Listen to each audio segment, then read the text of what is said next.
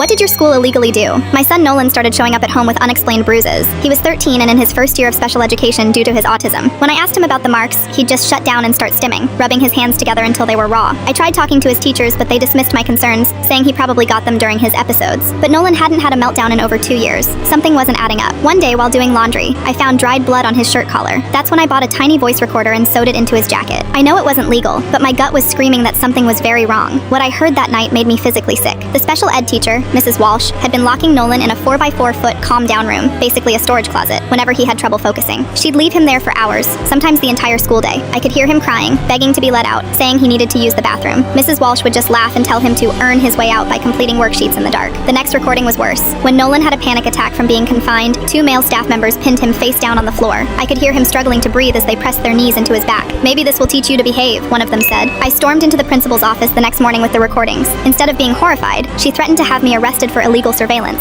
She even smirked and said no one would believe an unstable child over respected educators. So I went to the school board meeting that night. When it was my turn to speak, I played those recordings on full volume. The room went dead silent except for Nolan's recorded cries. Parents started crying. Board members looked like they were going to be sick. But the district's lawyer jumped in, again threatening legal action against me. They tried ending the meeting early. That's when Thomas Parker, a local news reporter who had a son with autism, stood up. He'd been there doing a story on school funding. "I've heard enough," he said, pulling out his phone. "This airs tonight at 11, and I've already sent copies to 3 other stations and the Department of Education.